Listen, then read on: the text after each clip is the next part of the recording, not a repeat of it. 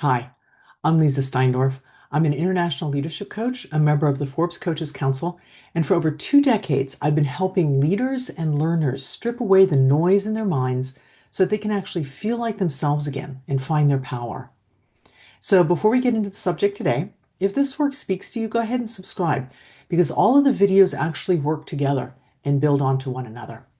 All right, let's get into the thing that actually nobody teaches you when you're growing up. So most of us walk around believing that what we think and what we experience about the world around us are facts, but that's not the case. And when you don't know the difference between the facts, the objective situation that's happening in your life or around you, and your experience or the meaning that you're giving it, then you actually have this whole internal experience that can be frustrating, can feel like anxiety, can actually derail what it is that you want in your world. So, this one skill, separating what's true, what the facts are, from what you have interpreted, the filter that you have about that, that has the potential to actually calm your system faster than meditation or breath work or forcing yourself to be positive. Not that those things are bad, but when you can distinguish what's actually happened from the meaning you're giving it, man, you step into a place of power.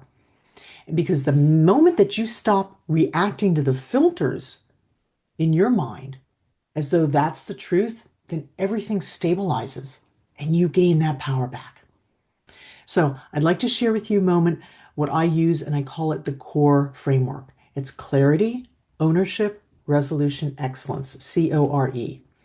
And so I'm going to take you through this subject matter using that framework, and we're going to begin with clarity.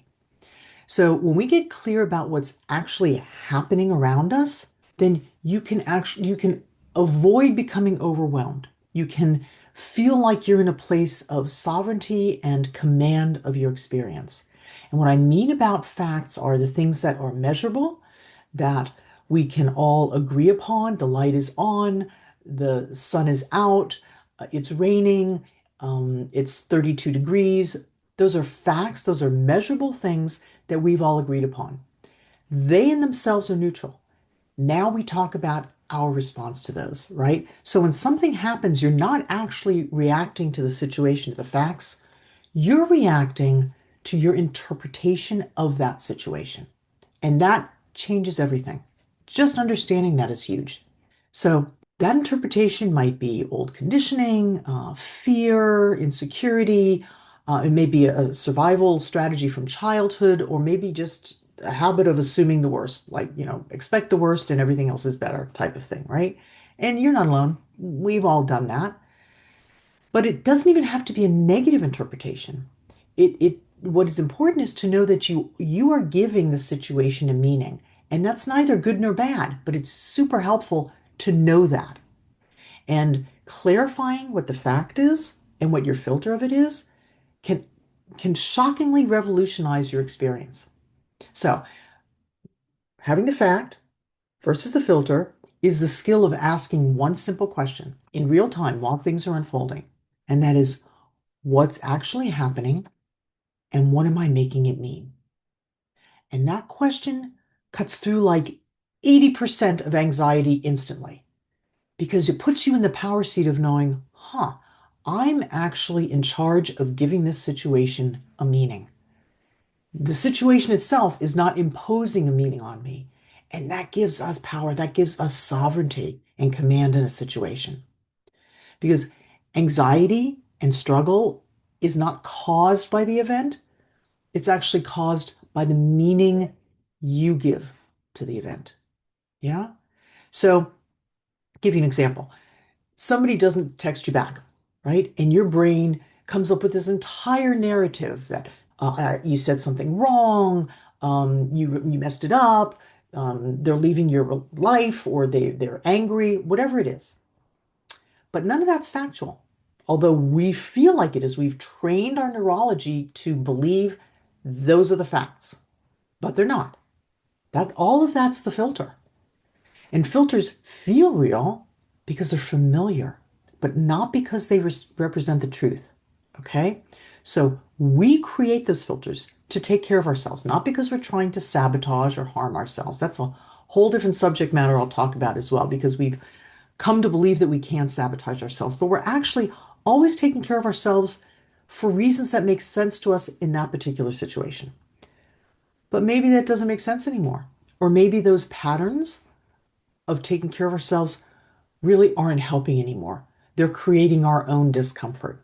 So we filter facts, we give things meaning to help us make sense of things, to make sense of the world, to orient and to find ways to respond. But it's vital to understand that we create those filters, we design those meanings, and we can recreate them into meanings that serve our stability and our ease and help us feel calm and have an attitude that helps us thrive. That's all within our power when we clarify what are the facts and what are the filters. Okay, the next step in the framework of C.O.R.E. is ownership. And what I mean by that is taking 100% responsibility for your experience, not for anybody else's. It does not make you at fault for what has happened. It just means that you are in command only of yourself and therefore 100% in command of yourself. So owning your life doesn't mean blaming yourself. It means recognizing your power to live in a way that aligns with your values. And you don't usually control that first reaction, right? It feels automatic, but that's just because it's been practiced. You absolutely do control and have total command over what meaning you're giving to a situation, which is actually what creates your response. So ownership here sounds like, okay, I'm having a reaction. I can feel that I'm triggered, but I'm not going to let that determine my next steps. Or, man, I recognize I'm really frustrated right now, but it's not the situation, it's the meaning I'm giving it. However you want to phrase it, but that you come up with something that puts you back in the driver's seat of your experience so that you're not dependent on what happens around you or what others say. You can create your experience of those circumstances, which actually gives you the most power to impact those circumstances. Yeah. So for most people, the problem isn't that they feel anxious. The problem is they believe that the anxiety they're feeling is telling them the truth about the situation. Does that make sense? So we're distinguishing the facts that do not control your experience from the filter and the meaning you give it that does command your experience, and you have ownership of that. And once you stop giving those filters the authority over the facts, then you get your internal stability back. You get your ground back, and you can stand on that ground firmly. That's ownership. Okay, let's talk about resolution. And the way that I define resolution is when you align, if it's out of alignment, your values from actions, from things that are happening in your world or within yourself, and you bring that into alignment. That's resolution. It could be a conflict, but it doesn't have to be. Yeah? So here's how you can apply that fact versus filter in real time. First step is you name the fact, right? Just the observable neutral part. Without your interpretation, no predicting what's going to happen, no story or narrative. For example, going back earlier, they didn't text back. Full stop. That's what happened. It's provable, it's measurable, it's not subject to your interpretation. It's a fact. They did not text back. Okay. The second step is to name the filter. Name the meaning, every meaning that your mind added to that fact. They're annoyed. I said the wrong thing. They don't want to be in touch with me. Their communication sucks. I'm being abandoned. This is never going to work. Whatever meanings you gave to they didn't text back. And just identifying those filters removes a majority of the power of those filters over your experience. Just recognizing that there's a difference between the fact and the filter. Okay, step 3 is choose your next action from the fact, not from the filter. And the interesting thing is when you start with what's what's the fact here and what meaning am I giving it? Just that step already puts you in a position of being able to respond to the fact. So, facts lead to grounded decisions. Yeah.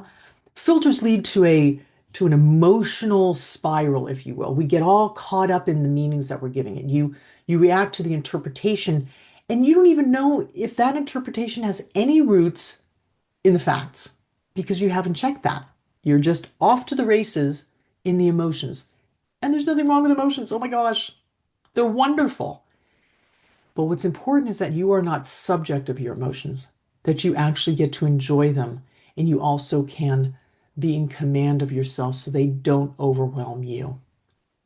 So this one shift of actually being able to identify what the facts are and then responding from there, making decisions from there, that brings into alignment your experience of what's going on in your world. And it changes how you communicate. It changes how you interpret people. It's going to literally radically alter your relationships, how you navigate conflict, like everything, your work, your personal life, everything is impacted by this. All right, let's talk about excellence. And the way that I define excellence is knowing and acting from your highest and your best. It does not mean perfection. It doesn't mean that you're polished and you get everything right at all. Okay? So excellence is not perfection, not here anyway. It's in this regard, it's returning, it's having the courage actually to return to yourself before you react, right? So something happens, and instead of just knee-jerk fast, boom, it's that you take a moment and you come back to yourself. You anchor yourself in your highest and best, even if it means not responding at all or not responding quickly. You take that time. It's the discipline of pausing long enough to say, hold on, what's real right now? And acting from that place. I've had experiences so often where something felt off to me, and there's that, I still have those impulses of just reacting, but I've groomed this practice where I stop and I go internally. It's like, hold on, now what's happening? And I will often name that. So I hear that you're using these words, or I see that you are angry, or from what I understand here, this is happening. So I try and name the facts as best as I can do that. So I do it externally, which helps me then respond. It kind of helps me in that distinguishing facts from filter. And then I act and respond from that place.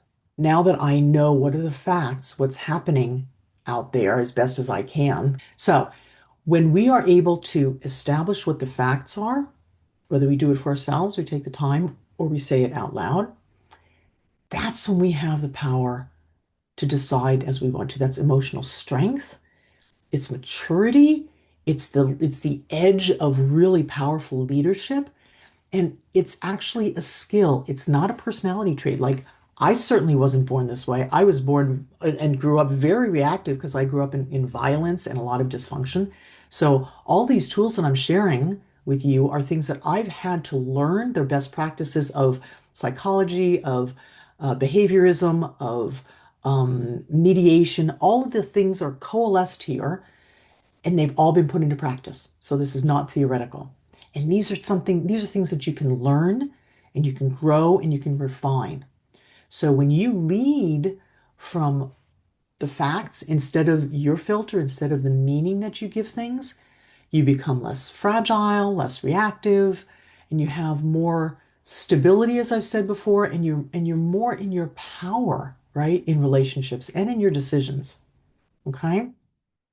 So I'm going to offer you a practice for the next 24 hours if you want to try this out. Every time that you feel any emotion that's uncomfortable, you feel anxious or hurt or triggered, overwhelmed, whatever, just pose the question. Is this a fact or filter? Just and say it out loud if you have to, right? Name the fact, and then if you can, name the filter. And see just for the next 24 hours if you can start to distinguish those two. And if you have time, you can consider why you gave it that meaning, right? They didn't text back. Well, that they suck at communication. Why do you give it that meaning? Well, for every 5 texts I write, I get 1 text back. Okay, that doesn't mean they suck. They have a different communication style, or maybe I'm more invested in the relationship, right? So you can start taking apart that reactivity. But even if you don't do that right now, just distinguishing those two is incredibly powerful.